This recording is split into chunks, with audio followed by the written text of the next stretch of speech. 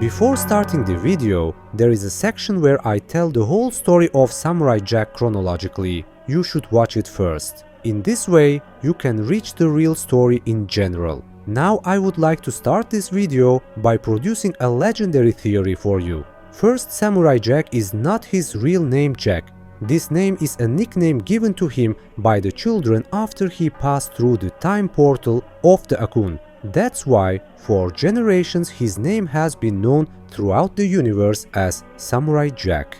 Samurai is actually a warrior, so what if I tell you that this story is actually about us? Now, I want you to listen to what I am about to tell you. Imagine that there is a nameless hero, and his only goal is to defeat evil and achieve his goals. In Japanese, Aku means evil, so we're watching a warrior fight evil.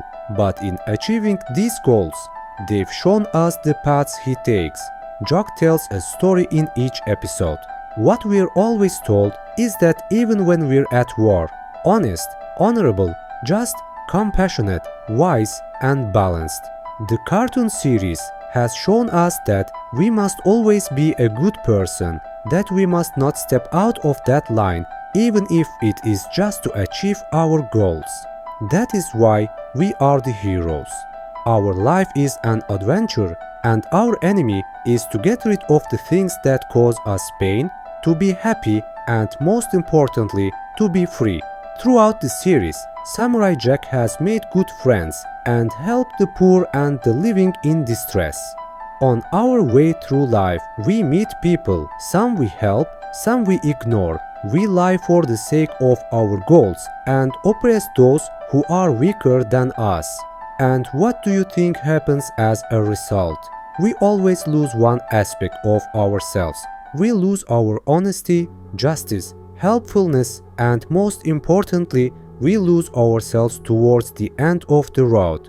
That's why you are the real hero of this story. Your goal is freedom and happiness. Your enemies are not the devil Aku. Your enemy is still your bad side.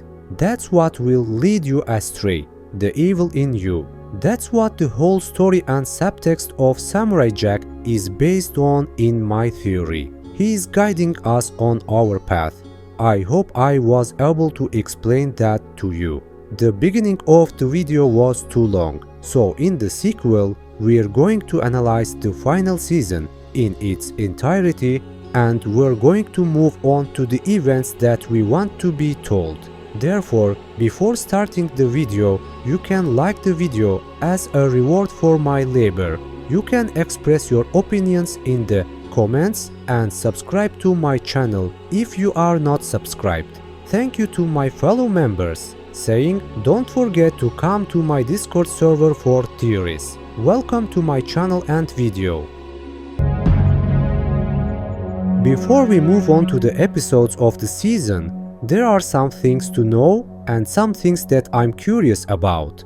The most important one is the Invincible Warrior and the Guardian of the Gate in the episode Jack and the Wandering Creatures. This man with glasses. So far, Samurai Jack has never defeated anyone, but this guy defeated the samurai and was about to kill him. The portal said he shouldn't have done that. Normally, no magic portal has ever said that about Samurai Jack, and some have never said anything at all. Afterwards, through the portal, we see Samurai Jack has become king, and he is old. My understanding from this episode is that Samurai Jack is not fully ready to defeat the Aku.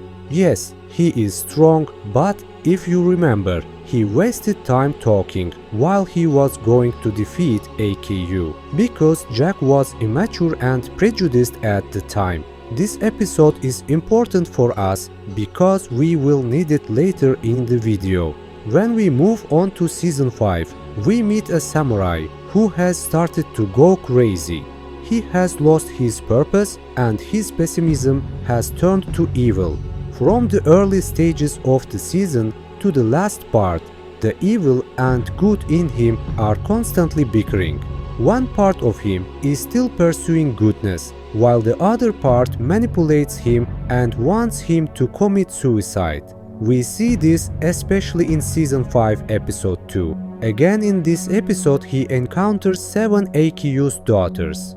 This number 7 is special because it represents the 7 great sins in theology. These 7 great sins are arrogance, greed, lust, anger, envy, sloth, and gluttony. However, if we interpret these sins, he kills each of them one by one, but one remains. This remaining girl is the daughter of Achun, who is called Ash. There is a situation here that we need to pay attention to. Although Samurai Jack does not have arrogance, greed, lust, envy, laziness, and gluttony, he has a great anger in him, one evil and one girl. You will need this information later in the video because logically, when the samurai defeated his anger, he indirectly lost the woman he was in love with.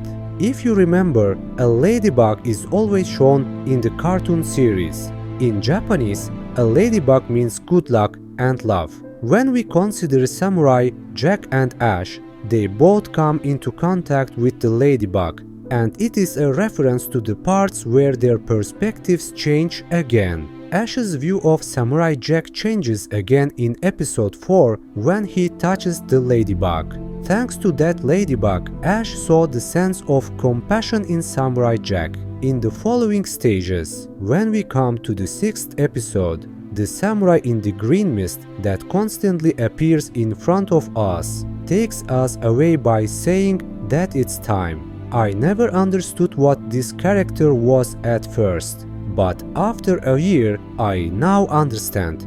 This creature is the despair born of the failure within the Samurai Jack. That's why he wants the samurai who has lost his purpose and hope to honor his ancestors as the samurai did by committing harakiri, suicide. However, after Ash says that there is still hope, the samurai gets up, destroys the pessimism in him, and sets out to fulfill his purpose again. In chapter 7, he comes to the place where he lost his sword and hope 50 years ago, because without the sword, Aku cannot be defeated. But the sword is not there, because the sword has abandoned him. Again in this chapter, he goes before the gods to get his sword. Since the sword is made of goodness, only those who deserve it can carry it. What Jakin must destroy in this episode is anger, the last of the 7 great sins that exist in him. With his anger destroyed, Samurai Jack finds balance within himself and deserves the sword again. However, in the meantime, he indirectly takes the path that will lose Ash. Chapter 9 takes place in one of the nostalgically destroyed portals. This portal is where the guard is and where Samurai Jack says that his time has not come yet. Our brother in red glasses is unfortunately dead. I think this part is one of the scenes that was put on purpose. Because 50 years have passed and the samurai has become wiser and logically older, I think it's a sequence like saying this is the time when he will defeat AKU. The last episode, even though it was not the most epic battle scene, it was a very emotional episode for me that all the people we saved, all the people we helped, fought for us and united together. But still, this inadequate army could not do anything to AKU. Oh, by the way, seeing our Scottish warrior caused me to experience a very emotional scene. The two of them fighting together gave me a great feeling. In the following parts, we come to the place where the war started, namely the past. AKU is destroyed, but Ash, Aku's daughter, also dies. Because Ash existed in the future, logically, if Aku in the past disappears, she cannot exist in the future. Therefore, Ash disappears. Although our samurai is pessimistic at first, he regains hope thanks to the ladybug that arrives. And thus our story ends. Remember, we are samurai, and this is our adventure.